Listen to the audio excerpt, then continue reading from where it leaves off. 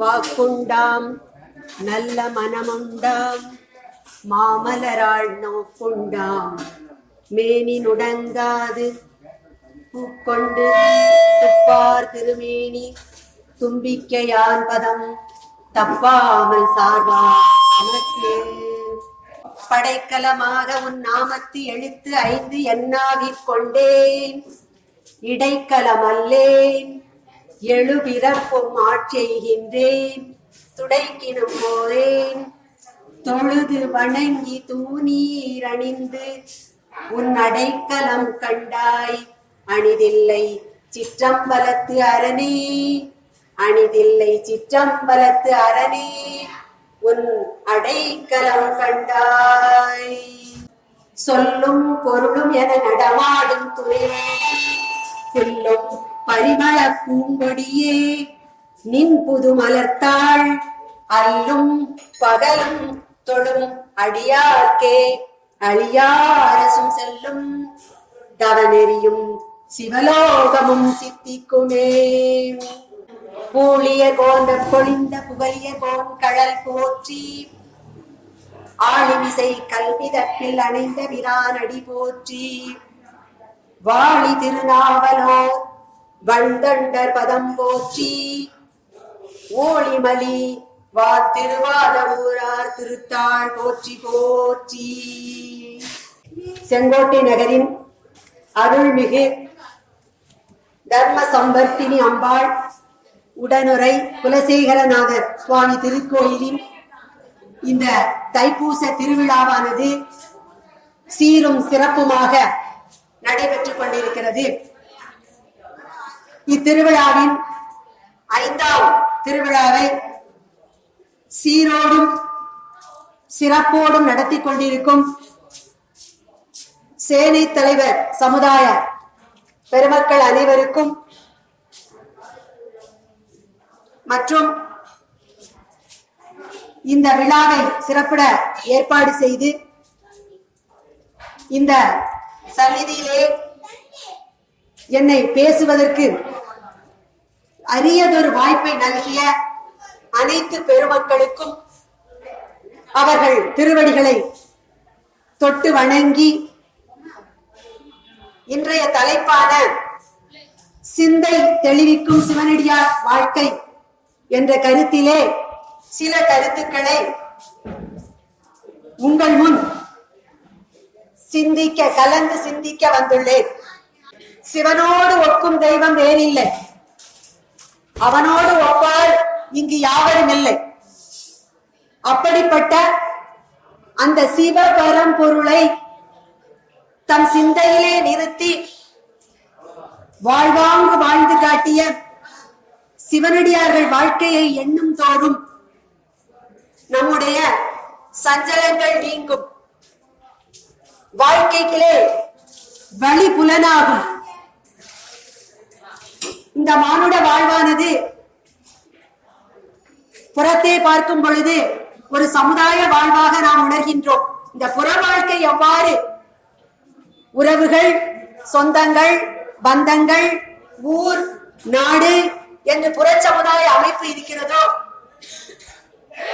அந்த அதே போன்றே ஒரு தனி மனித வாழ்க்கை என்று எடுத்துக்கொண்டாலும் அங்கே ஒரு அகசமுதாயமும் செயல்படுகிறது என்பதை நாம் உணர வேண்டும்.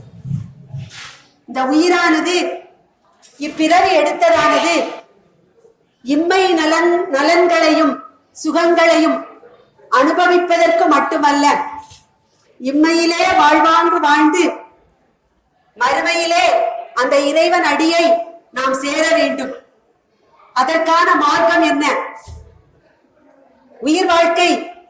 ஆனால் இந்த உடம்பிலே வாழ்கின்ற இந்த உயிரானது உடல், மனம், ஆன்மா, அதை தாண்டி நின்ற இறைநிலை, இந்த 4ம் கூடிய ஒரு கூட்டு வாழ்க்கை தான். உயிரின்றே உடலும் மனமும் செயல்படாது. அவ்வகையில் பார்க்கும் பொழுது இந்த ஆன்மாவாகிய உயிர்தான் உடலும் மனமும் இயங்க காரணமாய் இருக்கிறது போல் தோன்றுகிறது. நாம் எதற்கு அடிமைப்பட்டு இந்த வாழ்க்கையை கொண்டு செல்கின்றோமே அவ்வழியிலே வாழ்க்கையானது சென்று கொண்டிருக்கும். ஆன்மாவானது உடலுக்கு பஞ்சபூதங்களால், பஞ்ச பொறிகளால், பஞ்ச புலன் உணர்வுகளால் ஆகிய இந்த உடலுக்கு முக்கியத்துவம் கொடுத்து வாழுமானால், புலன் உணர்வுகளுக்கு முக்கியத்துவம் கொடுத்து வாழுமானால் இந்த மனித வாழ்க்கையானது விலங்கு வாழ்க்கையாகிவிடும். இந்த சமூகத்தில் நடக்கும் எண்ணற்ற அவலங்களுக்கு இதுவும் ஒரு காரணம். சரி, நாம் பொறி புலன்களுக்கு புலனாக வேண்டாம், அதை தாண்டி மனம் போல் வாழலாம் என்றால், மனம் என்பது ஒரு குரங்கு. மனம் போல போக்கெல்லாம் போக வேண்டாம் என்று பிள்ளை பிராயத்திலேயே அவ்வை பிராட்டி நமக்கு சொல்லி இருக்கிறார். மனம் ஒரு குரங்கு, அது கிளைக்கு கிளை தாவும். எனவே மனதை அடக்கும் வழி அறிய வேண்டும். அப்படி வாழ்ந்தவர்கள் தான் அந்த சிவனடியார்கள். அவர்கள் தங்கள் சிந்தையிலே சிவபரம்பொருளை நிறுத்தி தங்களினுடைய அனைத்து செயல்களுக்கும் அந்த இறைநிலையை அடிமையாக்கி கொண்டு தம்மை தாழ்த்தி கொண்டு வாழ வேண்டும். அதைத்தான் சொல்லுவார்கள், இந்த உயிரானது, ஆன்மாவானது, உடல், மனம், உயிர், இந்த அனைத்தும் அந்த இறைநிலைக்கு, அந்த இறை பரம்பொருளுக்கு, சிவபரம்பொருளுக்கு தன்னை முழுமையாக ஆட்படுத்தி கொண்டு தனிந்து பணிந்து வாழுமானால் அந்த வாழ்க்கை பயணமானது நம்மை நிச்சயம் பிறவி கடலை கடப்பதற்கு துணை செய்யும். அப்படி பார்க்கும் பொழுது 3ஆம் நூற்றாண்டிலிருந்து 12ஆம் நூற்றாண்டு வரை வாழ்ந்த அந்த சிவனடியார்கள் அனைவரையும் நம் சேக்கிழார் பெருமான் பெரிய புராணத்திலே படைத்து காட்டியுள்ளார். இந்த சிவனடியார்கள் யாரும் நாட்டை விட்டு காடு செல்லவில்லை. அங்கே ஊன் மறந்து, உணர்வு மறந்து, உறக்கமின்றி தவம் செய்து முக்தி பெறவில்லை. உலக வாழ்க்கையில் இருந்து கொண்டேதான் முக்தி அடைந்தார். நாம் புராணங்களில், இதிகாசங்களில் பார்க்கலாம்.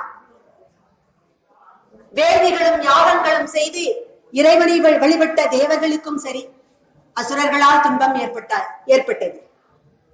வனத்திடையே சென்று பஞ்சாக்கினியின் மத்தியில் நின்று பல்லாயிரம் ஆண்டுகள் தவம் செய்து அந்த இறைவனையே வரவழைத்து எண்ணற்ற நிபந்தனைகளோடு கூடிய வரங்களை எல்லாம் பெற்று வாழ்ந்த அசுரர்களினுடைய வரலாற்றை பார்த்தாலும் இறுதியில் அவர்கள் அழிந்துதான் போனார்கள்.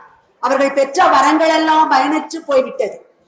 ஆனால் அன்பையே மனதிருத்து பணிவுடையராகி பொதுநலமின்றி, தன்னலமின்றி பொதுநலத்தோடு சிவ சிந்தனையும் சிவ தொண்டும் செய்து வாழ்ந்த சிவனடியார்கள் தான் எளிய வழியில் இறைவனை அடைந்தார்கள். அவ்வழியிலே அந்த சிவபரம்பொருளை வழிபட்ட அந்த 63 நாயன்மார்களுள் நாம் அனைவரும் நன்கு அறிந்த நால்வர் ஞானசம்பந்தர், திருநாவுக்கரசர், சுந்தரர், மாணிக்க வாசகர். அந்த சிவனடியை பின்பற்றுவதற்கு 4 மார்க்கங்களை காட்டி சென்றனர் அந்த நால்வர். சரியை, கிரியை, யோகம், ஞானம், 4 மார்க்கங்கள். தாச மார்க்கத்திலே வாழ்ந்து அந்த சிவபெரும்பொருளை வழிபடும் முறையை வாழ்ந்து காட்டியவர் நாவுக்கரச பெருமான். சத்புத்திர மார்க்கத்திலே சிவனை வழிபட்டு தன்னோடு தன்னை சார்ந்தவர்களையும் ஜோதியில் கலக்க செய்தவர் அந்த ஞானசம்பந்த பெருமான். சக மார்க்கத்திலே அந்த சிவனையே தனக்கு தோழனாக கொண்டு தன்னுடைய இக வாழ்க்கையில் ஏற்பட்ட, இவ்வுலக வாழ்க்கையில் ஏற்பட்ட துன்பங்களுக்கெல்லாம் நண்பராக, ஏன் தன் ஊடல் கொண்ட தன் மனைவியிடம் கூட தூதனுப்பி இறைவனை சக நண்பனாக கொண்டு வாழ்ந்து அந்த இறைபதத்தை, சிவபதத்தை அடைந்தவர் சுந்தரமூர்த்தி நாயனார். மாணிக்க வாசக பெருமானோ ஞான மார்க்கத்திலே இறைவனாக வந்து குருத்த மரத்தடியிலே அந்த மாணிக்க வாசக பெருமானை தடுத்தாட்கொண்டார். இந்த நால்வரை பற்றி நாம் அதிகம் தெரிந்துள்ளோம்.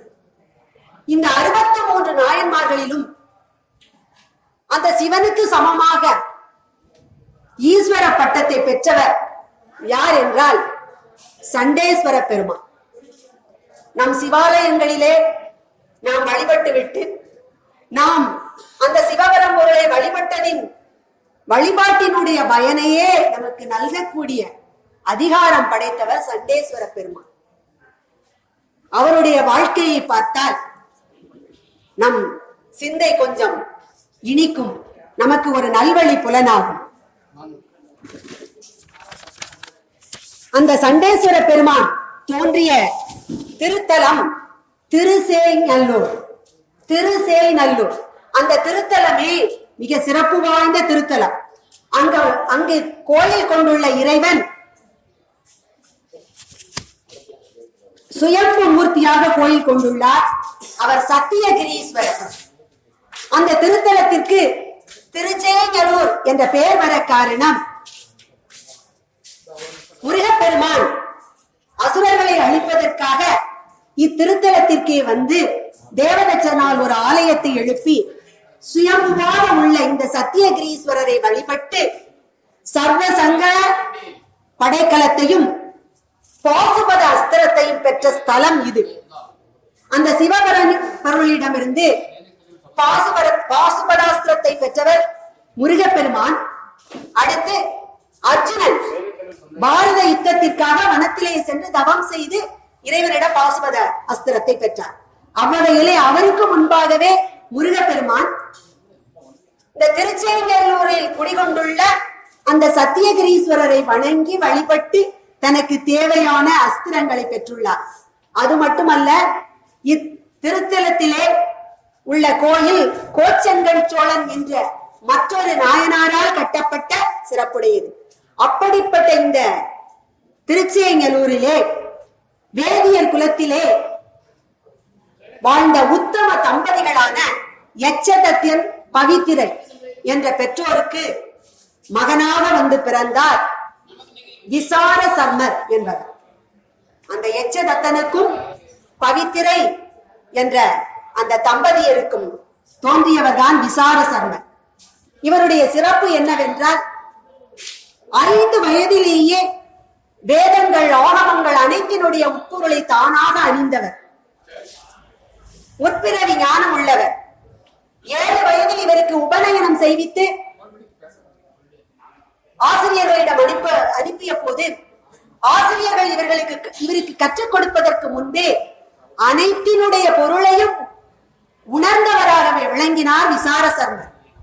அப்படி பிறவியிலேயே ஞானம் பாய்க்கப்பெற்ற விசார சர்மர் வேதங்கள் ஆகமங்கள் அனைத்தினுடைய உட்பொருள், அனைத்தினுடைய கற்றதினுடைய பயன், கற்றதனால் ஆய பயனென்கொள் பாலறிவன் நற்றால் தொழாரென என்று வள்ளுவ பெருந்தகை கூறியிருக்கிறார். அனைத்தினுடைய பயனை அந்த இறைவனை சதா சர்வகாலமும் நினைத்துக் கொண்டிருக்க வேண்டும் என்பதுதான்.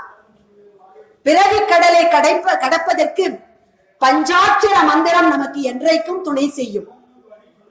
பஞ்சபூதங்களால் ஆனது இந்த உலகம், பஞ்சபூதங்களால் ஆனது இந்த உடம்பு.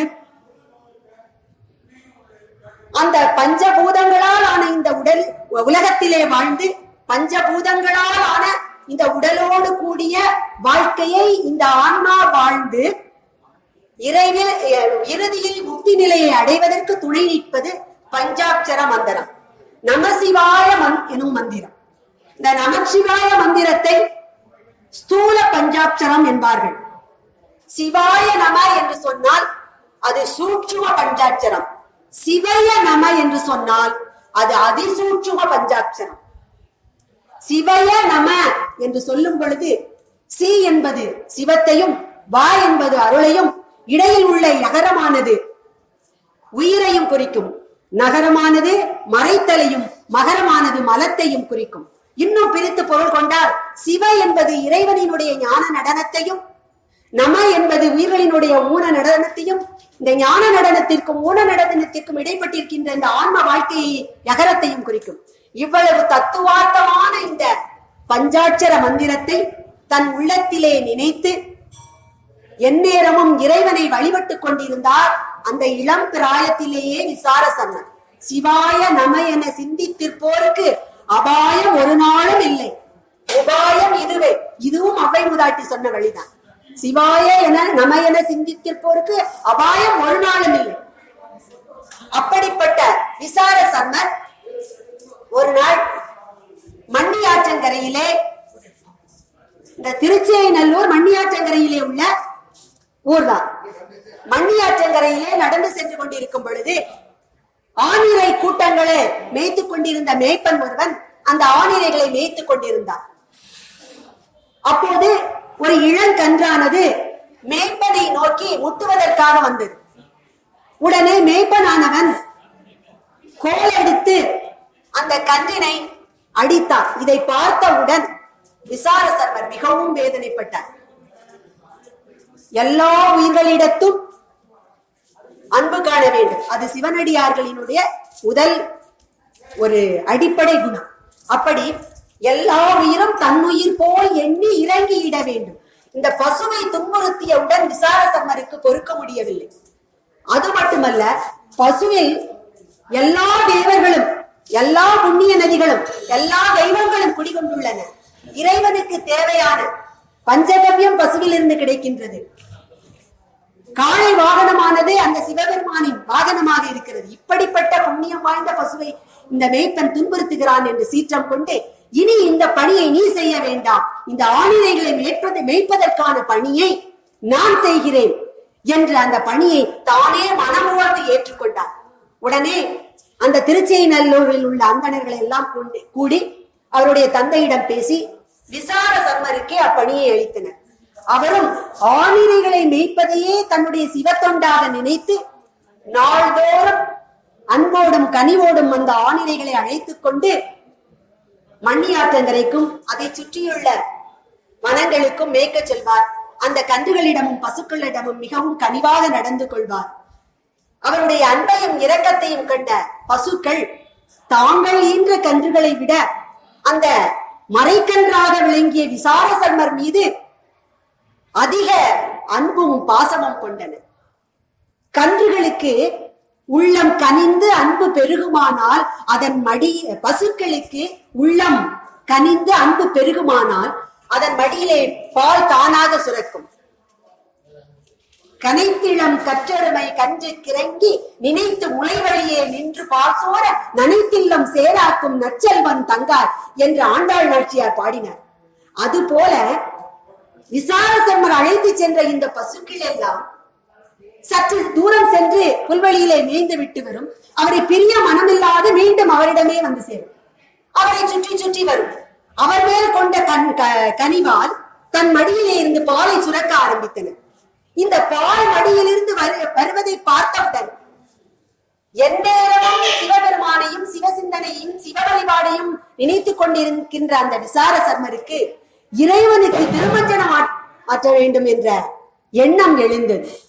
உடனே அந்த மண்ணியாற்றங்கரையிலேயே ஒரு ஆத்தி மரத்தின் கீழே அவர் மணலால் ஒரு சிவலிங்கம் செய்து, எப்படி திருநின்றவூர் பூசலூர் நாயனார் அன்பர் தன்னுடைய மனதினாலேயே எல்லாவற்றையும் தேடி இறைவனுக்கு ஆலயம் எழுப்பி குடமுழக்கு கண்டாரோ, அதுபோல விசார சர்மர் அந்த மண்ணியாற்றங்கரையிலே மணலிலே லிங்கம் செய்து மணலிலேயே கோவில் அமைத்து மணலிலேயே, நாம் சின்ன பிள்ளைகளை கடற்கரைக்கு அழைத்து சென்றால் அழகாக அது மணலிலேயே வீடு கட்டி பார்க்கணும்.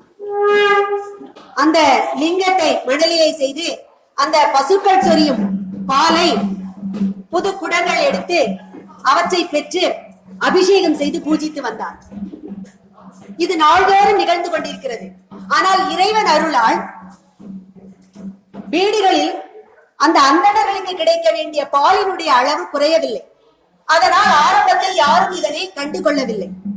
ஆனால் மற்றொரு சமயம் அந்த ஊரில் உள்ள ஒருவர் இவ்வாறு இவர் பசுக்கள் சொரியும் பாலை குடங்களிலே பிடித்து மணலால் சிவலிங்கம் பிரதிஷ்டை செய்து அதற்கு அபிஷேகம் செய்கின்றதை பார்த்த இவருடைய சிவபக்தியை அறியாத ஊரார் ஒருவர் அவருடைய தந்தையாரிடம் சென்று, ஆதிரைகளை மேய்க்க சென்றிருக்கிற விசார சர்மர் பசுக்களினுடைய யாகத்திற்கும் சிவ பூஜைக்கும் பயன்படக்கூடிய அந்த பசுக்களினுடைய பாலை அங்கே ஆற்றங்கரையிலே வீணாக்கி கொண்டிருக்கிறார் என்று சொன்னார்.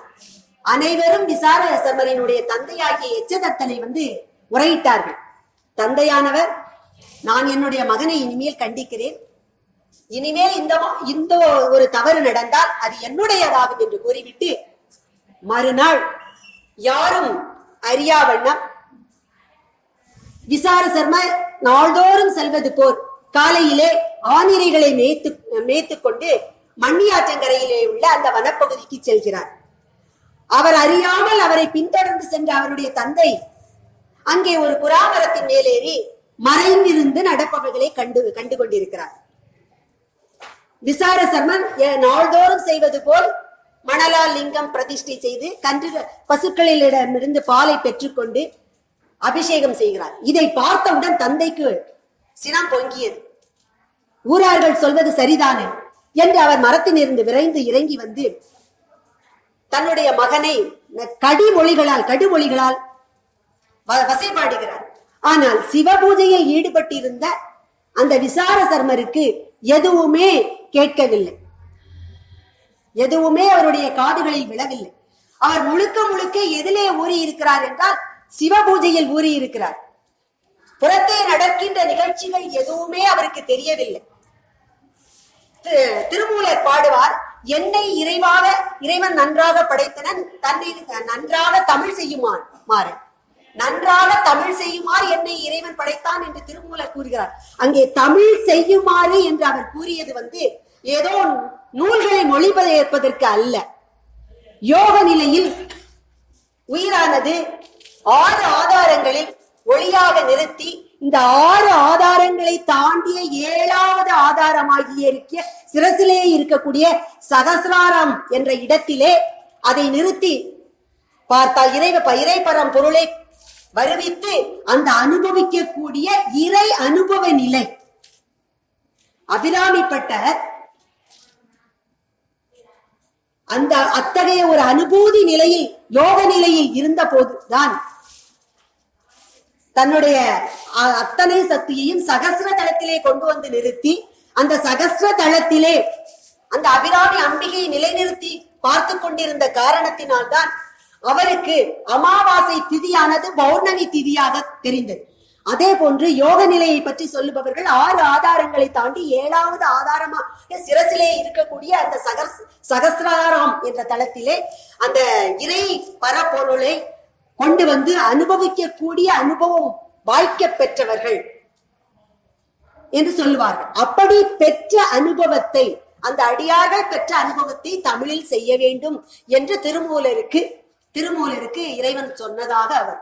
ஏனென்றால் அந்த தமிழ் என்கின்ற சொல்லை நான் தமிழ் மொழியாக இல்லாமல் இத்து கூட்டல் அமிழ் தகரம், இத்து என்பது தகரம் அமிழ தகரம்ங்கிறது நம்ம மெய்யெழுத்துக்கள் பார்த்தால் 7வது இடத்தில் வரும். யோக நிலையில் 7வது இடத்தில் இருக்கிற கூடிய அந்த சகசிராராம் என்ற தளத்தில் 7வது தளத்திலே இறை அனுபவத்தை அமிழ்த்து ஆழ்ந்து பார்க்கக்கூடிய அந்த இறை அனுபவத்தை தமிழிலே செய்ய வேண்டும் என்ற ஆணை கிடைத்ததாக எண்ணி திருமூலர் திருமந்திரம் பாடியுள்ளார். இப்படிப்பட்ட யோக நிலையிலே விசார சர்மர் அந்த சிவபூஜை செய்து கொண்டிருக்கிற காரணத்தினால் தன் தந்தையே வந்து தன்னை வசைபாடிய போதும் அவரால் அதை காதால் கேட்க முடியவில்லை, கண்ணால் பார்க்க முடியவில்லை. அவர் முழுக்க அந்த சிவனோடு ஐக்கியமாகிவிட்டார். தந்தை பொறுத்து பார்த்தார், முடியவில்லை. கோலை எடுத்து மகனை அடித்து பார்த்தார், அந்த அடியும் அவருக்கு உரைக்கவில்லை. இறுதியில் அவர் அபிஷேகத்திற்கு வைத்திருந்த பார்க்குடங்களை அந்த தந்தையானவர் காலால் இடறினார். இதுவரைக்கு சுயநினைவே இல்லாமல் அந்த பரம்பொருளை நினைத்து கொண்டிருந்த அந்த விசார சர்மர் எப்பொழுது சிவனுக்குரிய அபிஷேக பார்க்குடங்கள் காலால் இடரப்பட்டதோ உடனே சினம் கொண்டு அங்கிருந்தே கோலை எடுத்து அந்த காலை தரித்தார். அந்த கோல் மழுவாக மாறி தந்தையினுடைய காலை தரித்து விட்டது. அவர் இரத்த வெள்ளத்திலே மிதந்து விழுந்தார். மீண்டும் தன்னிலை வராமல் அதை பற்றி சிறிதும் சிந்திக்காமல் சிவபூஜையிலேயே ஈடுபட்டு விட்டார் விசார சர்மர். வெகுண்டெழுந்த தாதை தாள் மறித்த அவருக்கு அடியேன் என்று சுந்தரமூர்த்தி நாயனார் பாடுகிறார். தந்தையினுடைய தாழையே வெகுண்டெழுந்து சிவபூஜைக்கு இடையூறாக இருக்கிறாரே என்று அவருடைய தாழை தரித்த அந்த சண்டேஸ்வர பெருமானுக்கு நான் அடியேன் என்று அந்த சுந்தரமூர்த்தி நாயனார் பாடுகிறார். அத்தகு பெருமை வாழ்ந்தவர். மீண்டும் அவர் சிவபூஜையை தொடங்கிவிட்டார்.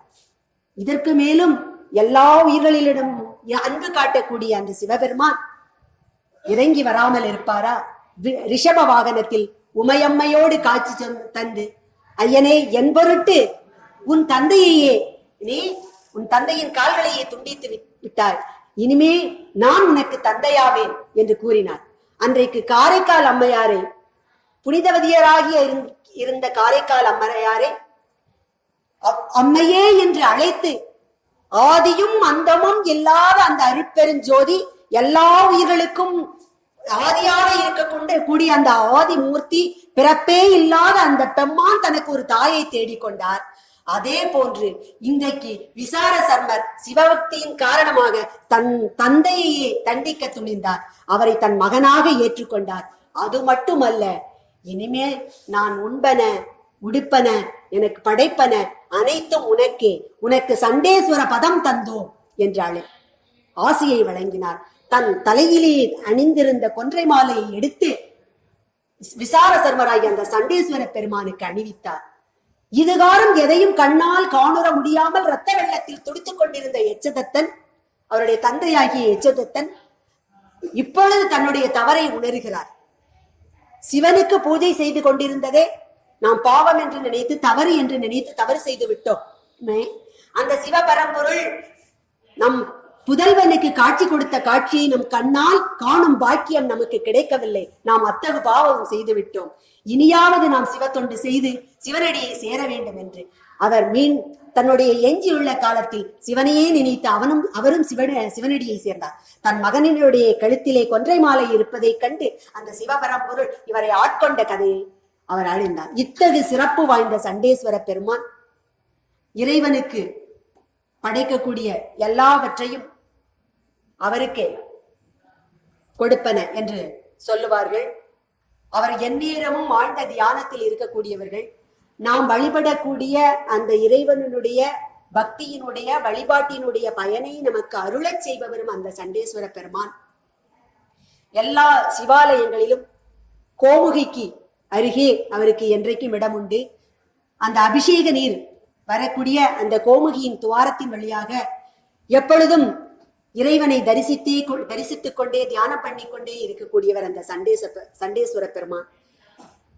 நாம் சிவாலயங்களை வணங்கிவிட்டு பிரகாரம் சுற்றி வரும்பொழுது, இறுதியாக வரும்பொழுது அந்த சண்டேஸ்வரரிடம் சென்று, சிவ சொத்து எதையும் நாம் எடுத்து வரவில்லை என்பதற்காக நம் கைகளை ஓசை வரும்படி நாம் தட்ட வேண்டும் என்பது அவசியமில்லை.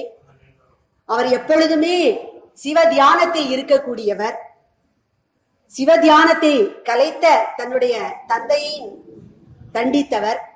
எனவே சிவன் சொத்து எதையும் நாம் எடுத்து வரவில்லை என்பதையும் நம்முடைய வழிபாட்டையும் அவருக்கு தெரிவிக்கும் முகமாக மென்மையாக கைகளை தட்டினாலே போதும். அப்படிப்பட்ட சண்டேஸ்வர பெருமான் ஒரு சிவனடியார். அவர் வணங்கும் பொழுது சண்டேஸ்வர பதம் வேண்டி இறைவனை வணங்கவில்லை. கூடும் அன்பில் கும்பிடலை என்று வீடும் வேண்டா தகைமேல். இறைவனை கூடி வழிபடுகின்ற நேரத்தில் அந்த இறைவனுடைய பக்தியை மட்டுமே நினைத்தார். எதையும் வேண்டி இறைவனை வழிபடவில்லை. அப்படிப்பட்ட சிவனடியாருக்கு இறைவன் கொடுத்த நிலை, அவர் நனவிலும் கனவிலும் நிலையாத ஒரு பெரும் பேர் சண்டேஸ்வர பதம் என்று அழைத்தார். பொதுவாக கோயில்களுக்கு நிபந்தங்களை எழுதி வைப்பவர்கள் எல்லோரும் இந்த கோயில் சொத்துக்களை சரியாக பராமரிக்க வேண்டும், இதில் தவறு ஏற்பட்டால் இன்னென்ன பாவங்களுக்கு ஆட்படுவார்கள் என்று எழுதி வைப்பது பெரும்பாலான நிபந்தங்கள். ஆனால் தஞ்சாவூரிலே சோழ மன்னன் எழுதிய நிபந்தத்திலே இந்த கோயில் சொத்துக்களை எல்லாம் எழுதி இதையெல்லாம் முறையான வகையில் பாதுகாத்து வருபவர்கள் சண்டேஸ்வர பிரசாதம் பெறுவார்கள் என்று முற்றிலும் மாறுபட்ட நிலையில் ஒரு நிபந்தத்தை எழுதி வைத்துள்ளார். அந்த அளவிற்கு அந்த சண்டேஸ்வர பெருமானுக்கு இறைவன் மிகப்பெரிய ஒரு உன்னத நிலையை கொடுத்தார். அவர் பிறவியிலேயே வேதங்களையும் ஆகமங்களையும் உணர்ந்த ஞானியாக பிறந்தவர். ஆனால் நாம் அந்த அளவிற்கு ஞானமும் அறிவும் இல்லாதவர்களே. நம்மால் எவ்வாறு இறையருளை பெற முடியும்? இறைவன் அப்படி அல்ல. இறைவன் கல்லார்க்கும் கற்றார்க்கும் களிப்பருளும் களிப்பே, காணார்க்கும் கண்டவர்க்கும் கண்ணளிக்கும் கண்ணே, வல்லார்க்கும் மாற்றார்க்கும் வரமளிக்கும் வரமே, நல்லார்க்கும் பொல்லார்க்கும் நடு நின்ற நடுவே என்றெல்லாம் ராமலிங்க சுவாமிகள் அந்த சிவபரம் பொருளை போற்றுவார். அவர் எல்லோருக்கும் அருள் செய்யக்கூடியவர். யார் யார் தங்களால் எந்த அளவிற்கு முடியுமோ அந்த அளவிற்கு அவர்களை வழிபட்டு மிக உன்னத நிலையை அடைந்து உள்ளார்கள். அவருக்கு வேண்டுவதெல்லாம் நாம் உள்ளத்தால் அவர் மேல் வைக்கின்ற தூய அன்புதான். இந்த தூய அன்பிற்கும் பக்திக்கும் ஈடு வேறு எதுவுமே இல்லை. அந்த வகையிலே தென் கைலாயம் என்று அழைக்கப்படக்கூடிய காளகஸ்தியிலே வேடுவர் குலத்திலே தோன்றியவர் திண்ணனார் என்பவர். அவர் முருகப்பெருமான் அருளால் வந்தவர். அந்த தென்கைலாயத்திலே உடும்பூர் அந்த மலைப்பகுதியிலே நாகன் தத்தை என்ற வேடுவர் குலத்தின் தலைவர்களாக இருந்த அந்த தம்பதிகளுக்கு பல்லாண்டு கால புத்திர பேறு இல்லாமல் அந்த குறிச்சி கடவுளான முருகப்பெருமானை வேண்டி பிறந்தவர் தான் இந்த கண்ணப்ப நயனார் என்று அழைக்கக்கூடிய திண்ணர். அந்த குழந்தையை பெற்றோர்கள் தூக்கிய போது அது திண்மையாக வலிமையாக இருந்த காரணத்தினால் அதற்கு திண்ணன் என்று பெயரிட்டார்கள். வேடுவர் குல தலைவனாக இருந்த காரணத்தினால் விலங்குகளை வேட்டையாடுதல் போன்ற படிப்பறிவு வாசனையே கிடையாது, ஞானம் கிடையாது. குலத்தொழில் ஆகிய வேட்டுவ தொழில் மட்டுமே தெரியும். அதுவும் வேட்டுவர் குல இளவரசனாக இருக்கின்ற காரணத்தினால் இதுவரைக்கு வேட்டைக்கு போயும் பழக்கம் இல்லை. நாளடைவில் நாகனுக்கு மிகவும் வயது முதிர்ந்து விட்டது. வேட்டைக்கு செல்லவே இல்லை. காட்டில் உள்ள கொடும் விலங்குகளினுடைய எண்ணிக்கை அதிகமாகியது. அங்கு உள்ள மக்கள் அனைவரும் வந்து அவரிடம் முறையிட்டார்கள். உடனே 16 வயதான அந்த திண்ணனாரை அழைத்து 16 வயதான திண்ணனை அழைத்து, எனக்கு முதுமை வந்து விட்டது, நீ நம்முடைய வீரர்களை அழைத்துக் கொண்டு வனத்திற்கு சென்று இந்த கொடிய விலங்குகளான புலி, கரடி, சிங்கம் இவற்றையெல்லாம் கொஞ்சம் அழித்து வர வேண்டும். அவை பெருகிவிட்டன, நமக்கு துன்பம் வருகிறது என்று சொல்லி அவருக்கு துணையாக நாணன், காடன் என்ற இருவரும் வீரர்களையும் அனுப்பி, மேலும் பல வீரர்களையும் அனுப்பி, வயதில் முதிர்ந்த ஒரு மூதாட்டியை அழைத்து முதலில் வேட்டைக்கு செல்கிறார். அவருக்கு ஆசி கூறி வழி அனுப்பி வைக்கிறார்கள். நாணனுடனும் காடனுடனும் திண்ணனானவன் அந்த வனத்திலே போய் தன்னுடைய குலத்திற்கே உரிய அந்த தொழிலை, கொடிய விலங்குகளை எல்லாம் அழித்து கொண்டு வரும் பொழுது அங்கே மிகப்பெரிய வலை ஒன்று விரித்திருக்கிறார்கள். அதிலே ஒரு காட்டு பன்றி சிக்கிவிட்டது. ஆனால் அந்த பன்றி தன்னுடைய வலிமையினால் அந்த வலையை பீத்து கொண்டு ஓட ஆரம்பித்தது. அதை துரத்தி கொண்டே திண்ணனும் காடனும் நாணனும் ஓடினார்கள். மிக நீண்ட தூரம் அது ஓடி சென்றது. இவர்கள் மூவரும் அதை பின்தொடர்ந்து சென்று இறுதியிலேயே திண்ணனார் எதிரே வந்த பன்றியை சிறிதும் அஞ்சாமல் தன் ஆயுதத்தால் தாக்கி அதனை கொன்றுவிட்டார். நீண்ட தூரம் ஓடி வந்து களைத்த காரணத்தினால் நாணனும் காடனும் சொல்வார்கள், இங்கே அருகிலே பொன்முகல் யாரு என்று ஒரு ஆறு இருக்கிறது, அங்கே நீரறிந்து விட்டு இந்த பன்றி இறைச்சியை பக்குவப்படுத்தி உண்டுவிட்டு சிறிது ஓய்வெடுத்து விட்டு நாம் மீண்டும் செல்வோம் என்று சொன்னார்கள். உடனே திண்ணனார் அதற்கு சம்மதித்தார். அந்த காட்டு வழியே சென்று கொண்டிருக்கிறார்கள். அப்பொழுது சற்று அருகிலே ஒரு மலை, காளத்தி மலை. நானும் சொல்கிறான், இந்த மலை மிக அழகாக இருக்கும். அந்த மலைக்கு அருகிலே செல்லும் பொழுதே திண்ணனாரிடம் ஒரு விதமான உணர்ச்சி, அவருடைய உடம்பின் பாரமெல்லாம் இறங்குவது போல தோன்றுகிறது. நான் முன்பு ஒரு முறை உங்கள் தந்தையுடன் வந்திருக்கிறேன் என்று கூறி சென்றார். உடனே திண்ணனார் மிக விரைவாக அந்த மலையின் மேல் ஏறுகிறார். காடன் பொன்முகலி ஆற்றின் கரையிலே இருந்து கொண்டிருக்கிறார். நாணனும் திண்ணனாரும் அந்த மலையேறி செல்கிறார்கள். நாணன் வழிகாட்டி கொண்டு முன்னே சொல்கிறான். அந்த இறைவன் மேல் கொண்ட அன்பின் காரணமாக, ஏதோ இனம் புரியாத உணர்வின் காரணமாக திண்ணனாரினுடைய அன்பு அங்கே அவரை விட முந்தி செல்கிறது. நாணன் முன் செல்ல, திண்ணனாரின் அன்பு பின் செல்ல, அதற்கு பின் திண்ணனார் சென்று கொண்டிருக்கிறார். அங்கே சென்று பார்த்தால் அங்கே ஏகநாதர், குடிமித்தேவர் என்று சொல்லக்கூடிய அந்த இறைவன் குடிகொண்டிருக்கிறார். அவர் இதுவரைக்கு பார்த்தது இல்லை திண்ணன், தற்போதுதான் பார்க்கிறார். அந்த சிவ திருமேனியின் மேல் சில மலர்கள், வில்வ இலைகள் படைக்கப்பட்டிருக்கிறது, திருவமுது படைக்கப்பட்டிருக்கிறது. இவற்றையெல்லாம் இவர் இதுவரை அறிந்தார் இல்லை. கூட வந்த நாணனானவன் சொல்கிறான், நான் முன்பு ஒரு முறை உங்கள் தந்தையோடு வந்திருக்கிறேன். அப்பொழுது நாங்கள் மறைந்திருந்து பார்த்தோம். ஒரு அந்தணர் வந்தார். நீரால் சிவலிங்கத்திற்கு முழுகாட்டினார், அபிஷேகம் செய்தார், சில இலைகளையும் மலர்களையும் மேலே போட்டார், அமுதை வைத்தார், ஏதோ சில வார்த்தைகளை சொன்னார், போய்விட்டார். இது அவருக்கு அறிந்தது.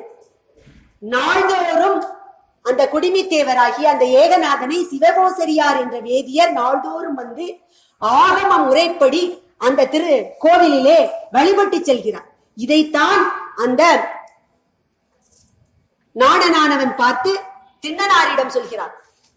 திண்ணனார் இப்பொழுது அவர் பாதி சுயநினைவு இழந்த நிலையிலேயே ஏதோ ஒரு காட்டு விலங்குகளை வேட்டையாடிய அந்த வன்மையான திண்மையான மனம் கொண்ட அந்த திண்ணனாருக்கு எப்படி அந்த இறை பரம்பொருளை பார்த்தவுடன் அந்த இளகிய மனமும் அன்பு நெக்குருகி அழுகின்ற புலகைக்கின்ற தன்மையும் வந்தது என்று தெரியவில்லை. அது அவருடைய வினைப்பயனாக இருக்க வேண்டும், அந்த இறை பரம்பொருளினுடைய கருணையாக இருக்க வேண்டும். பல்லாண்டு காலமாக ஒரு வீடு பூட்டியே கிடக்கிறது, இருண்டு கிடக்கிறது. அந்த வீட்டை திறந்து ஒரு சிறிய அகலை ஏற்றி வைத்தாலும் அந்த வீடு முழுவதும் உள்ள இருள் அகன்று விடுகிறது. அதே போன்று படிப்பு வாசனையோ பக்திய உணர்வோ எதுவுமே இல்லாத 16 ஆண்டு வயது வரை இதை பற்றி எதுவுமே தெரியாம காட்டிலே வேடுவர் வாழ்க்கையை வாழ்ந்து வந்த அந்த திண்ணனாருக்கு அந்த இறை பரம்பொருளின் அருள் கிடைத்தது. அவர் இறைவனை நினைந்து நினைந்து உருகுகிறார். எப்படி உருகுகிறார்? இந்த காட்டிலே இவர் தன்னந்தனியராக இருக்கிறாரு, கொடிய விலங்குகள் இருக்கின்றன, இவருக்கு ஏதேனும் துன்பம் நேர்ந்துவிடுமோ, இவருக்கு யார் உணவளிப்பார்கள், நாள்தோறும் இவரை யார் நீராட்டுவார்கள், யாருமே இல்லாமல் தனியாக இருக்கிறாரே என்று பரிதவிக்கிறார். கூட வந்த நாணனுக்கு அவருடைய நிலை புரியவில்லை. மீண்டும் அழைத்து வருகிறார். மீண்டும் பொன்முகலி ஆற்றுக்கு அழைத்து வந்து அங்கே அவர்கள் வேட்டையாடி பக்குவப்படுத்தி வைத்திருக்கிற இந்த இறைச்சியை, காடன் பக்குவப்படுத்தி வைத்திருக்கிற இறைச்சியை நெருப்பிலை சுட்டு அதை இலையாகிய தொன்னையிலே இலை களத்திலே வைக்கிறார். அப்ப வெறும அதை அப்படியே எடுத்தும் அவர் வைத்தார். பக்குவப்படுத்திய இறைச்சியை மென்று சுவைத்து நன்றாக இருக்கின்ற உணவை இலைக்களத்திலும் அல்லவற்றை தூர எறிந்து விடுகிறார். இப்படி பக்குவப்படுத்தி பாதியை வெளியே துப்புகிறார், பாதியை இலைக்களத்திலே வைக்கிறார். கூட இருக்கிற காடனுக்கும் நாணனுக்கும் ஒன்றும் புரியவில்லை. நம்முடைய இளவரசருக்கு என்ன ஆகிவிட்டது என்று அவரை சுய நினைவுக்கு எழுப்பி பார்க்கிறார்கள். அவரால் முடியவில்லை. இருவரும் நம்மால் ஏதும் இயலாது என்று சொல்லிவிட்டு அவரை விட்டு சென்று விடுகிறார்கள். இவர் பக்குவப்படுத்திய அந்த நன்கு பக்குவப்படுத்தி சுவைத்து பாதி சுவைத்து பார்த்த அந்த இறைச்சியை இலை களத்திலே வைத்து மீண்டும் வேகமாக அந்த காளத்தி மலையிலே ஏறுகிறார். அங்கு இருக்கின்ற அந்த இறைவனுக்கு இதை படைக்கிறார்.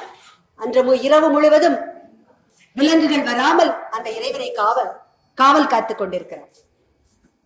மறுநாள் பொழுது புலர்கிறது.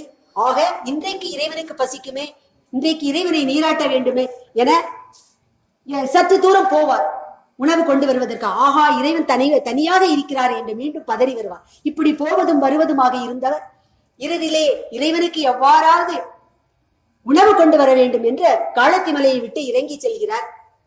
அவர் இறங்கி சென்ற பிறகு சிவகோசரியார் வருகிறார். பகற்பொழுதிலே அவர் வந்து பார்க்கிறார், சிவாலயத்திலே மாமிச துண்டங்களும் சிதறி கிடைக்கின்றன. ஆகா, யார் இந்த செய்கையை செய்தது என்று அதையெல்லாம் துப்புரப்படுத்திவிட்டு நாள்தோறும் தான் வழிபடுகின்ற அந்த ஆகம முறைப்படி வழிபாடு செய்கிறார். உணவு தேடி சென்ற திண்ணனாரோ தேடி விலங்குகளை வேட்டையாடி அந்த இறைச்சியை பக்குவப்படுத்தி எடுத்துக்கொண்டு இறுதியிலே இறைவனுக்கு சூட்டுவதற்காக காட்டிலே உள்ள மலர்களை எல்லாம் எடுத்து அதை தன்னுடைய சடைமுடியிலே சொருகி கொண்டு அபிஷேக நீர் கொண்டு வருவதற்கு என்ன செய்வது என்று கருதி தன்னுடைய வாயை களமாக கொண்டு தன் வாயிலேயே பொன்முகலி ஆற்றில் இருந்து புனித நீரை எடுத்து இறைவன் இவ்வளவு நேரம் தனியாக இருப்பாரு, என்ன ஆயிற்றோ என்று விரைந்து மலையேறி வருகிறார். அப்படி விரைந்து மலையேறி வந்தவர் அங்கு வந்து பார்த்தார், சிவகோசரியார் பூஜை செய்து விட்டு போயிருக்கிறார். அந்த பழைய பூக்களை எல்லாம் செருப்பணிந்த தன்னுடைய காலினாலேயே அகற்றி வாயால் கொண்டு வந்த அந்த அபிஷேக நீரை அமிழ்தை உமிழ்வது போன்று உமிழ்ந்த அபிஷேகம் பண்ணுகிறார். தலையிலே சூடியுள்ள அந்த மலர்களை எடுத்தெல்லாம் இறைவனுக்கு சூட்டுகிறார். தான் மென்று சுவைத்து பார்த்த அந்த மாமிச இறைச்சியை படைக்கிறார். இதையெல்லாம் உரையன்று என்று அவர் உணரவில்லை. அவர் அன்பின் மிகுதியால் இதையெல்லாம் இறைவனுக்கு செய்தார். இதை நாள்தோறும் பார்த்த சிவகோசிரியார் மிகவும் வருந்துகிறார். 6 நாள்கள் இவ்வாறு தொடர்ந்து நடைபெறுகிறது. சிவகோசிரியார் மிகவும் வருந்தி இறைவனிடம் முறையிடுகிறார். நானும் நாள்தோறும் சென்று பூசை செய்து வருகிறேன். யாரோ இந்த சிவாலயத்தில் வந்து மாமிச துண்டங்களை எல்லாம் இறைச்சியில எல்லாம் போட்டு அசுத்தம் பண்ணி விட்டு செல்கிறார்களே என்று வருந்தியவுடன் இறைவன் சொல்கிறார், அவன் வேறு யாருமல்ல, அவனுடைய வடிவெல்லாம் நம்பக்கல் அன்பென்றும் அவனுடைய அறிவெல்லாம் நம்மை அறிவாகும். அப்படிப்பட்ட தகைமை உடையவன் திண்ணன். அவன் எப்பேற்பட்டவன் என்பதை நீ நாளை ஆலயத்திற்கு வந்திருந்து மறைந்திருந்து பார்ப்பாயாக என்று சொன்னார். அவ்வாறே மறுநாள் சிவகோசிரியார் வருகிறார். அவ்வாறு சிவகோசிரியார் வந்து கண்ணப்பன வருவதற்கு முன்பாக ஆலயத்தில் ஓரிடத்தில் மறைவாக வந்து நிற்கிறார். திண்ணனார் வந்து தான் கொண்டு வந்த இறைச்சியையும் மலர்களையும் வாய்க்களத்திலே வந்த நீரையும் கொண்டு இறைவனை நீராட்டி மலர் சூட்டி இறைச்சி ஆகிய உணவை படைக்கிறார். அப்படி படைக்கும் பொழுது இந்த ஒரு இறைச்சி ஆகிய உணவை படைப்பதையும் இதையும் ஆதிசங்கரரை சிவானந்த லகரியிலே குறிப்பிடுகிறார். அதாவது இந்த திண்ணனாரினுடைய வழிநடை நடந்த மிதியடியானது அந்த பசுபதி ஈசனுக்கு அங்கத்திற்கு குறிகாட்ட பயன்படுத்தி வாயிலிருந்து உமிழ்கின்ற நீர் முப்புறங்கள் எரித்தவருக்கு அபிஷேக நீராயிற்று. அவர் சிறிதுண்டு சுவை கண்ட ஊனமுது தேவனுக்கு படையலாகியது. இப்பேற்பட்ட பூஜையை நாள்தோறும் செய்வது போல் இன்றும் செய்து கொண்டிருக்கிறார். ஆனால் இன்றைக்கு ஒரு மாற்றம். சிவபெருமானினுடைய வலது கண்ணில் இருந்து திடீரென்று ரத்தம் வழிய தொடங்குகிறது. ரத்தம் வழிய தொடங்கியவுடன் அவர் பதறி போகிறார். யார் இந்த கொடுமையை செய்தது என்று. அவர் தனக்கே இயல்பான ஒரு குலத்தொழிலில் யாரோ மறைந்திருந்து இந்த செயலை இறைவனுக்கு செய்திருக்கலாம் என்று அவர் யார் என்று கண்டறிவேன் என்று சுற்றமுற்றும் தேடி சென்று அவர்களை அழிப்பதற்காக தன்னுடைய ஆயுதங்களை எடுத்துக்கொண்டு செல்கிறார். சுற்றிலும் யாரையும் காணவில்லை. மீண்டு வருகிறார். மீண்டும் ரத்தம் குருதி வழிவது நிற்கவில்லை. இப்பொழுது எப்படியாவது இறைவனுடைய கண்ணில் இருந்து வளையக்கூடிய அந்த ரத்தத்தை நிறுத்த வேண்டும். அவருக்கு என்ன செய்வதென்று தெரியவில்லை. காட்டிலே சென்று சில மூலிகைகளை பச்சிலைகளையும் பறித்து கொண்டு வந்து அதை கசக்கி இறைவனுடைய கண்ணிலே பிழிகிறார். அந்த குருதியானது நிற்கவில்லை. அழுகிறார், தொழுகிறார், புரள்கிறார். உடனே அவருக்கு சட்டென்று நினைவுக்கு வருகிறது தன்னுடைய பாட்டியார் சொன்னது, ஊனுக்கு ஊன்தான் வைத்தியம், ஊனுக்கு ஊன்தான் மருந்தாகும். அப்படி என்றால் இந்த இறைவனுடைய இந்த கண்ணுக்கு என்னுடைய கண்ணை எடுத்து வைத்தால் என்ன என்று நினைத்து தன்னுடைய வலக்கண்ணை எடுத்து இறைவனுடைய அந்த வலக்கண்ணிலே பொருத்துகிறார். அவ்வாறு தோண்டும் பொழுது தன்னுடைய கண்ணை பெயர்த்தெடுக்கும் போது தனக்கு வலிக்குமே என்ற உணர்வு அவருக்கு இல்லை. அவர் முழுக்க முழுக்க இறைவனுடைய வழிபாட்டிலும் அந்த இறை அனுபவத்திலும் மூழ்கி இருக்கிறார். தன்னுடைய வலியை பற்றியோ துன்பத்தை பற்றியோ அவர் ஒரு சிறிதும் நினைத்தார் இல்லை. அவ்வாறு தன்னுடைய வலக்கண்ணை திண்ணனார் தனது வலக்கண்ணை இறைவனுடைய வலக்கண்ணிலே அப்பியவுடன் அந்த குருதியானது சட்டென்று நின்றது. உடனே அவர் மிகுந்த மகிழ்ச்சி அடைந்தார். ஆகா, இறைவனுக்கு குருதி வருவது நின்று விட்டது, அவர் கண் சரியாகி விட்டது என்று கூறி தான் கொண்டு வந்த அந்த இறைச்சி உணவை அவருக்கு திருவமுது செய்ய எடுத்து தன் கரத்தால் எடுத்து ஊட்டுவதற்கு போனார். என்ன ஆச்சரியம், மறுபடி இடக்கண்ணில் இருந்தும் குருதி வர தொடங்கி. இப்பொழுது அவர் திகைக்கவில்லை. இதற்கான மருந்து ஏற்கனவே அவர் கண்டுவிட்டார். ஆனால் தன்னுடைய இடக்கண்ணையும் பெயர்த்தெடுக்கும் பொழுது தனக்கு கண் தெரியாது, இறைவரை எப்படி நாம் காண்பது என்று அவர் மனம் ஒரு கணம் சிந்தித்தது. உடனே தன்னுடைய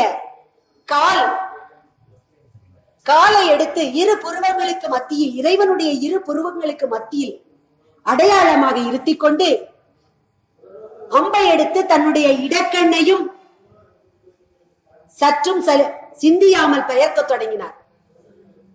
இறைவன் அது பொறுப்பாரா?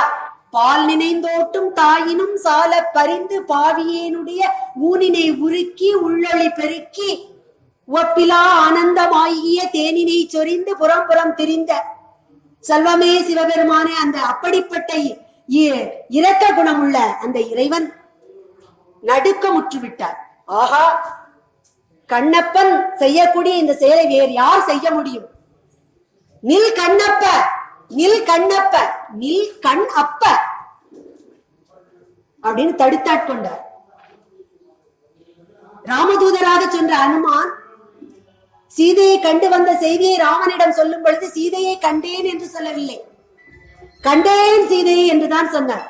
அதுபோல் இறைவனார் நில் கண்ணப்ப, நில் கண்ணப்ப, என்றும் என் வலத்தில் இருக்க என்று அருள்வாய் அந்த சிவலிங்க திருமேனியிலிருந்து லிங்க திருமேனியிலிருந்து சிவபரம்பொருள் வெளிப்பட்டு அந்த காலத்தியற்பரை தன் கையால் தடுத்து நிறுத்தி அன்றிலிருந்து திண்ணனாராக இருந்தவர் கண்ணப்பர் என்ற இறைவனால் திருநாமம் சூட்டப்பட்டு கண்ணப்பன் ஒப்பதோர் அன்பின்மை கண்டபின் என்னொப்பில் என்னப்பர் என்னையும் ஆட்கொண்டருளி என்று மாணிக்க வாசகரே கண்ணப்பனினுடைய அன்பிற்கு ஒப்பான அன்பு இல்லை என்று ஏற்றுக்கொள்ளக்கூடிய அளவில் தன்னை முழுமையாக அந்த இறைவனுக்கு ஆட்கொண்டவர் கண்ணப்பன் ஆயினார்.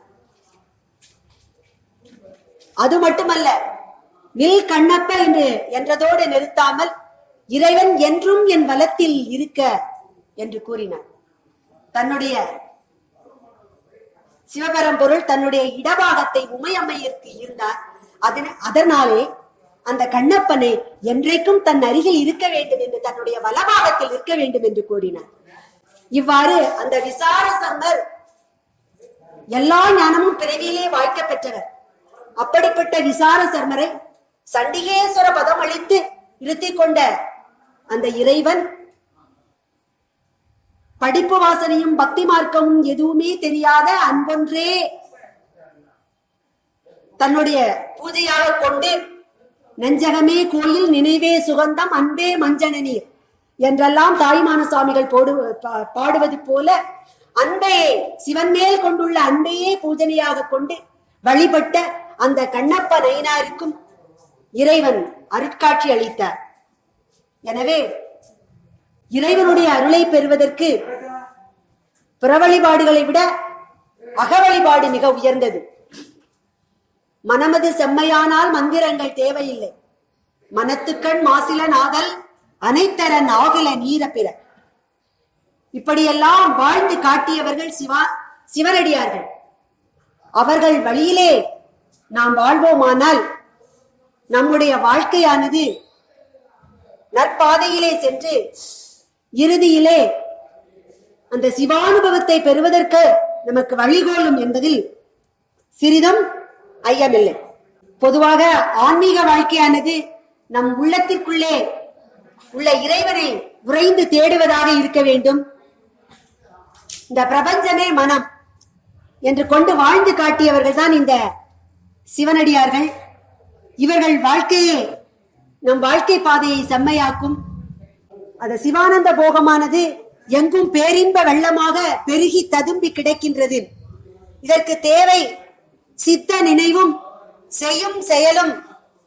நீ என வாழ் உத்தமர்க்கான உறவே பராபரமே என்று தாய்மானவர் பாடுவது போல நாம் எங்கிருந்தாலும் எச்செயல் செய்தாலும் எந்நிலையில் இருந்தாலும் அந்த சிவபரம்பொருளை நம் உள்ளத்திலே இருத்தி வாழ்வோமானால் நம் வாழ்க்கையானது செம்மையாக விளங்கும். இந்த மனிதனுக்கு மண்ணாசை, பொன்னாசை, பெண்ணாசை, இந்த 3 ஆசைகளும் இருக்கின்றன. மூவாசை ஒழித்து முடிவில் அவனை சேர வேண்டும்.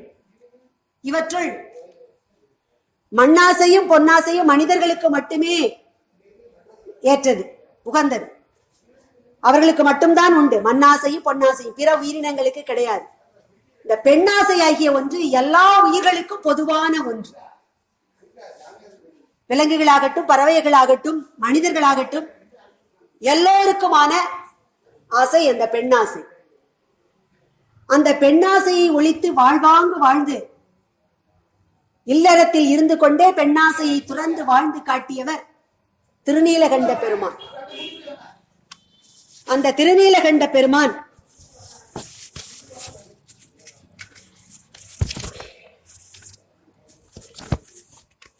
தில்லைமூதூரிலே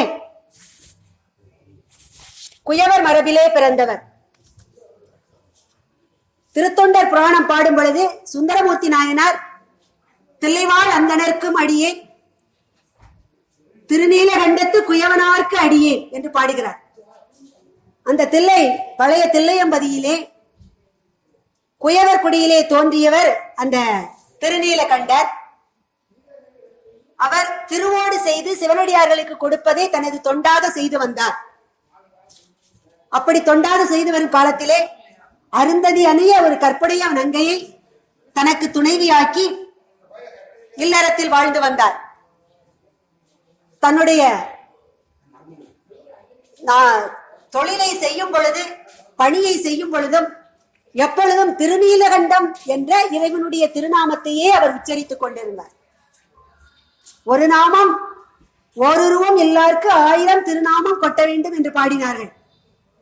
அப்படிப்பட்ட அந்த சிவபெருமானினுடைய 1000 அதை கடந்த திருநாமங்களிலே இவருக்கு பிடித்த மிக திருநாமம் திருநீலகண்டம். அந்த திருநீலகண்டம் என்ற இறைவனுடைய திருப்பெயர் மேல் அவருக்கு அளவு கடந்த பற்று.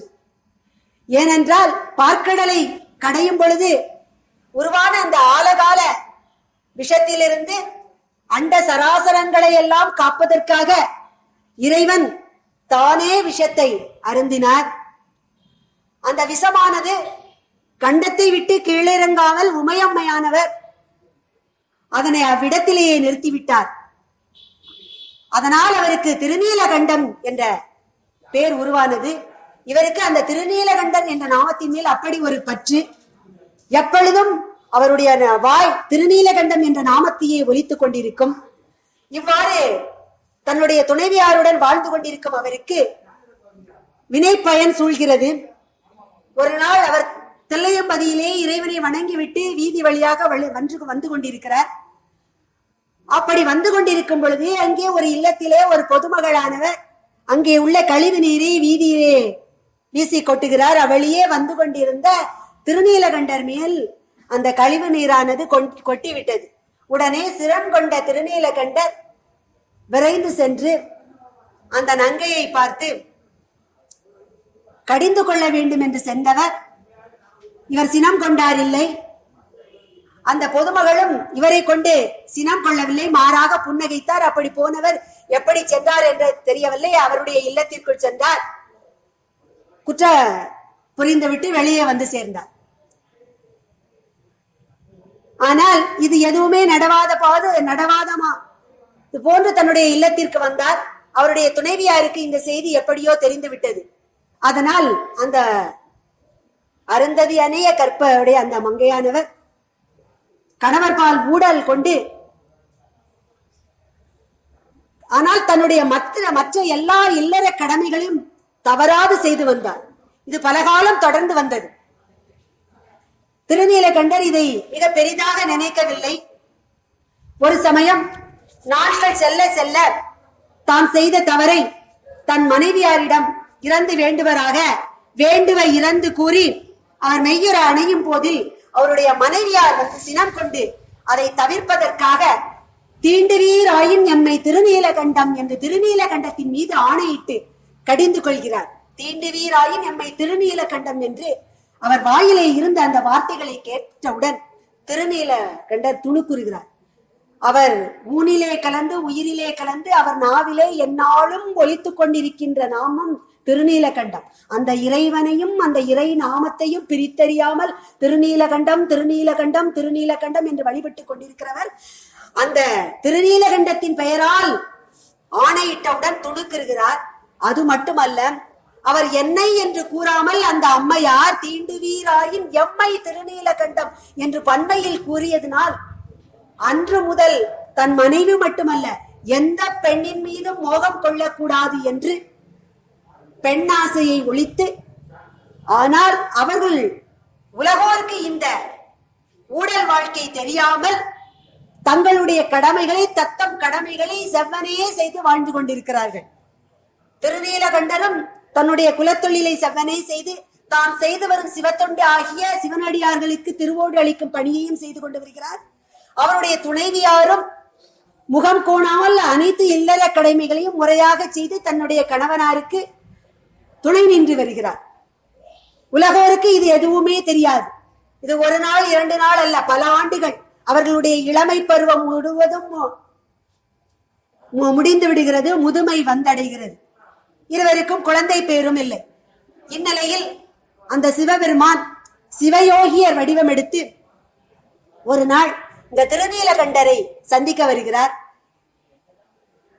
அப்படி யோகி வடிவிலே வந்த அந்த சிவனடியார் அவருடைய கையிலே ஒரு திருவோடு வைத்திருக்கிறார்.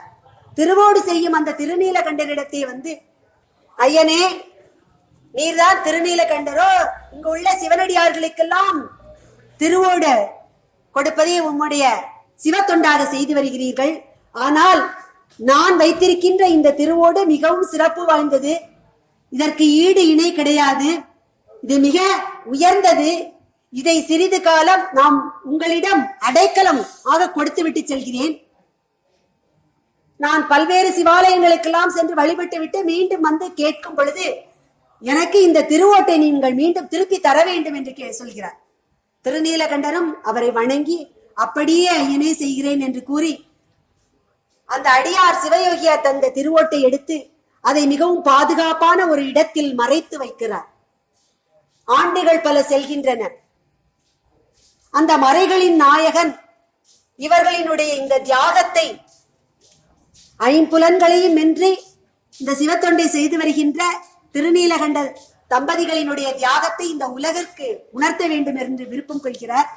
அப்படி விருப்பம் கொண்ட அந்த சிவயோகியார் பல ஆண்டுகள் கழித்து மீண்டும் வருகிறார். வந்தவர் திருநீலகண்டரை பார்த்து, நான் முன்பு தந்து சென்ற ஓடை திருவோட்டை எனக்கு அழிக்க எடுத்து வா என்று ஆணையிடுகிறார். ஆணையிட்டு விட்டு மறைகளின் நாயகனான அந்த சிவபெருமான் அவர் மறைத்து வைத்த ஓட்டை, திருவோட்டை மறைத்து விடுகிறார். திருநீலகண்டர் வீட்டிற்குள் செல்கிறார். தான் பாதுகாப்பாக வைத்திருந்த இடத்தை தேடி பார்த்து அந்த திருவோட்டை தேடுகிறார். திருவோடு காணவில்லை. தன்னுடைய துணைவியாரிடம் கேட்கிறார். அவரும் அதை அறியவில்லை. அங்கும் இங்கும் எல்லா இடங்களிலும் வீட்டிற்குள் தேடி பார்க்கிறார். பொழுது நீண்டு கொண்டே போகிறது. வெளியே இருந்த சிவயோகியார் ஓலமிடுகிறார். திருநீலகண்டரே, ஏன் இவ்வளவு கால தாமதம் செய்கிறீர்? திருவோட்டை சீக்கிரமே எடுத்து வாரும் என்று ஆணையிட்டவுடன் உள்ளே இருந்து திருநீலகண்டர் வருகிறார். ஐயனே, நீங்கள் கொடுத்த ஓட்டை நான் பத்திரமாகத்தான் வைத்திருந்தேன். ஆனால் அதை காணவில்லை. அது தொலைந்து போய்விட்டது. அதைவிட சிறந்த ஓட்டை நான் நல்ல ஓட்டை, புது திருவோட்டை நான் தங்களுக்கு அளிக்கிறேன் என்று மிக பணிவாக தயவு பண்ணி கேட்கிறார். இறந்து வேண்டுகிறார். ஆனால் சிவபரம்பொருளோ, நீ பொன் ஓட்டையே கொடுத்தாலும் அந்த ஓட்டிற்கு திருவோட்டிற்கு அது இணையாகாது. நான் கொடுத்த திருவோடுதான் எனக்கு வேண்டும். நீர் பொய் சொல்கின்றீர். நான் கொடுத்த திருவோட்டை நீர் மறைத்து வைத்தீர். நீர் அதை அபகரித்துக் கொண்டு விட்டீர் என்று இல்லாத பழி பாவங்களை எல்லாம் அவர் மீது சொல்கிறார். அதை பொறுக்காத திருநீலகண்டர் பதறுகிறார். ஐயனே, நான் சிறிதும் கள்ளம் கொள்ளவில்லை. தங்களுடைய திருவோட்டை நான் மறைத்து வைக்கவும் இல்லை, அபகரிக்கவும் இல்லை, திருடிக் கொள்ளவும் இல்லை. அதன்பால் எனக்கு பற்றும் இல்லை. நான் வைத்திருந்த இடத்திலே அதை காணவில்லை. இது மட்டுமே உண்மை என்று திருநீலகண்டர் எவ்வளவோ சொல்லியும் மறைகளின் நாயகன் அதை ஏற்றுக்கொள்ளவில்லை. அப்படி என்றால் உன் மகனை அழைத்து வா. உன் மகனை அழைத்துக் கொண்டு திருக்குளத்தில் வந்து மூழ்கி சத்தியம் செய்வாயாக, நீ அபகரிக்கவில்லை என்று கேட்கிறார். திருநீலகண்டர் சொல்கிறார், ஐயனே, எனக்கு புத்திர பாக்கியம் கிடையாது. புத்திர பாக்கியம் இல்லை என்றால் என்ன? உன் மனைவியை அழைத்துக் கொண்டு வா. உன் மனைவியை அழைத்துக் கொண்டு வந்து அவருடைய கையை பிடித்துக் கொண்டு நீ திருக்குளத்திலே மூழ்கி எனக்கு சத்தியம் செய்ய வேண்டும், திருவோட்டை அபகரிக்கவில்லை என்று. இவர் தயங்குகிறார். இவருக்கும் இவர் மனைவியாருக்கும் உள்ள வாழ்க்கை ஊராருக்கு தெரியாது. அவர் எவ்வளவோ கூறியும் கேட்கவில்லை. சிவயோகியாக வந்த சிவனடியார், நீர் நான் என்ன கூறினாலும் கேட்க மாட்டீர், நான் நேரே தில்லைவாழ் அந்தணர்களிடம் செல்கிறேன் என்று கூறி விறுவிறென்று அந்த சிவயோகியார் நடக்கலானார். அவரை பின்தொடர்ந்து திருநீலகண்டரும் ஓடுகிறார். அந்தனர் சபையிலே சிவயோகியார் போய் இந்த வழக்கை முறையிடுகிறார். அவர்கள் கேட்கிறார்கள். நிகழ்ந்தவற்றை எல்லாம் கேட்டுவிட்டு திருநீலகண்டரிடம் அந்த யோகியார் கேட்கிறபடி நீ உன்னுடைய மனைவியாரை அழைத்து வந்து திருப்புலீச்சுரம் என்ற இடத்திலே உள்ள அந்த திருக்குளத்திலே நீர் மூழ்கி சத்தியம் செய்வீரானால் இந்த வழக்கு தீர்ந்துவிடும் என்று கூறுகிறார்கள். அவரும் அவர்களிடம் முதலிலே என்னால் எந்த முறையில் செய்ய முடியுமோ அந்த வகையிலே என் மனைவியை அழைத்துக் கொண்டு வந்து மூழ்கினேன் என்று சொல்லிவிட்டு இல்லத்திலே வந்து மனைவியாரிடம் சொல்லி மனைவியை அழைத்துக் கொண்டு வருகிறார். ஒரு பெரிய மூங்கில் கழியை எடுத்துக் கொள்கிறார்கள். மூங்கில் கம்பின் ஒரு பக்கம் திருநீலகண்டரும் மறுபக்கம் அவருடைய மனைவியாரும் பிடித்துக் கொண்டு திருக்குளத்திலே மூழ்கி சத்தியம் செய்ய துணிகிறார்கள். சிவயோகியார் விடவில்லை.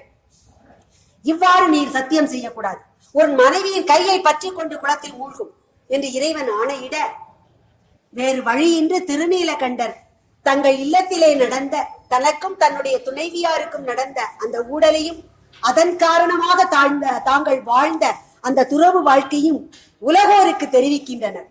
தெரிவித்துவிட்டு இப்பொழுது தெரிவித்தவுடன் அந்தணர்கள் சொல்கிறார்கள், அப்படி என்றால் திருநீலகண்டர் கூறியபடியே அந்த மூங்கில் களியின் இரு முனைகளிலும் இருவரும் பற்றி கொண்டு திருக்குளத்தில் மூழ்குவதற்கு அனுமதிக்கிறார்கள்.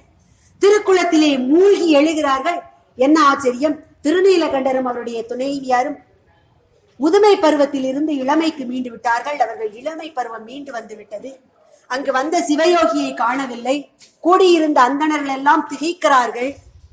வானிலே சிவபெருமான் உமையம்மையுடன் ரிஷப வாகனத்தில் காட்சியளிக்கிறார். ஐம்புலன்களை வென்ற வீரன். இவருடைய இந்த பக்தியை இந்த உலகோருக்கு உணர்த்தவே நான் இவ்வாறு திருவிளையாடல் ஆடினேன் என்று அந்த இறைவன் கூறி அந்த திருநீலகண்டரினுடைய பக்தி பெருக்கை இந்த உலகிற்கு உணர்த்தி அந்த அடியாரை நாயன்மார்கள் ஒருவராக இந்த உலகம் ஏற்றுக்கொள்ளும்படி செய்தார். இவ்வாறு சிவனையே வழிபடும் சிவனடியார்களுக்கு அவர் வைக்கின்றது சோதனை அல்ல, நற்செயல்களாக இருந்தாலும் நம்மை அறியாமல் ஆணவம், அகங்காரம், மமகாரங்கள் அந்த அடியார்களுக்குள்ளே ஒரு சிறிதேனும் இருக்கக்கூடாது. அப்படி அந்த அகங்காரமோ மமகாரமோ ஒரு சிறிதேனும் இருக்குமானால் அவர்களுக்கு மீண்டும் பிறவி உண்டாகும். இந்த பிறவி தலையிலிருந்து முற்றிலுமாக இந்த சிவனடியார்களை விடுவிப்பதற்காகவே அந்த சிவபரம்பொருள் அவர்கள் வாழ்க்கையிலே சில லீலைகளை செய்து அந்த அகந்தை கிழங்கை அகழ்ந்தெடுத்து அவர்களை பரிபூர்ண சிவானந்த அனுபவம் பெறுவதற்கு தகுதியுள்ளவர்களாக்கி அவர்கள் மூலமாக நமக்கும் நல்வழி காட்டி இந்த உலகத்தை உய்வித்துக் கொண்டிருக்கிறார். அந்த சிவபெருமானை நாளும் சிந்தித்திருந்தால் நமக்கு என்றுமே ஜெயம்தான். சிவ சிவ என்கிலர் தீவினையாளர், சிவ சிவ என்றிட தீவினை மாளும், சிவ சிவ என்றிட தேவரும் ஆவர், சிவ சிவ என்றிட சிவகதிதானே. அந்த சிவனை வணங்கி அந்த சிவபரம்பொருளானது அக்காலத்தில் மட்டுமல்ல இக்காலத்திலும் எங்கும் நிறைந்திருக்கிறது. இந்த கலியுகத்திலே இறைவனுடைய நாமமே இந்த பிறவியை கடப்பதற்கான நமக்கு துணை செய்யக்கூடிய ஒரு தெப்பமாக அமையும். அந்த இறை நாமத்தை பற்றி கொண்டு தூய அன்பாகிய மஞ்சன நீரை கொண்டு அவனை நாள்தோறும் வழிபட்டு வந்தால் அந்த சிவபெருமான் நமக்கு எல்லோருக்கும் என்றைக்கும் நற்கதியே தருவார். எல்லோரும் இன்புற்றிருக்க நினைப்பதுவே அல்லால் வேறென்றும் அறியேன் பராவரமே என்று தாய்மான பெருமான் வேண்டியது போல அந்த சிவபெருமானவர் எல்லாருக்கும் அருள் செய்யக்கூடியவர். அவருக்கு வேண்டுபவர் வேண்டா யாரும் இல்லை. எல்லா உயிர்களையும் எல்லா ஜீவராசிகளுக்குள்ளும் இருப்பவர் பசுபதீஸ்வரர். இந்த உலகத்து உயிர்கள் எல்லாம் பசுக்கள். பசு என்றால் உயிரை குறிக்கும். அனைத்து ஜீவராசிகளும் மானுட உயிர்கள் மட்டுமல்ல, அனைத்து ஜீவராசிகளும் பசு என்றால் இந்த அனைத்து ஜீவராசிகளுக்கும் தலைவனாக இருக்கக்கூடிய பதியாக இருக்கக்கூடியவர் அந்த ஈஸ்வரன். அந்த பசுபதீஸ்வரனுடைய கருணையால் இந்த பசுக்களாகிய உயிர்கள் எல்லாம் நல்வழியிலே இவ்வுலக வாழ்க்கையை நீந்தி சென்று இறுதியிலே அந்த சிவானுபவத்தை பெறுவதற்காக அந்த சிவ பரம்பொருள் நம் எல்லோருக்கும் நல்லருள் புரிய வேண்டும் என்று இந்த தர்மசம்பர்த்தினி அம்பாள் சமேத குலசேகரநாத பெருமானை வேண்டி திருவடி தொட்டு வேண்டி எல்லோரும் இன்புற்றிருக்க வேண்டும், எல்லோரும் நல்லவே பெற வேண்டும், எல்லோரும் வளர வேண்டும், அறம் ஓங்க வேண்டும் என்று வேண்டி என்னுடைய சிற்றுரையை முடிக்கிறேன். நன்றி, வணக்கம்.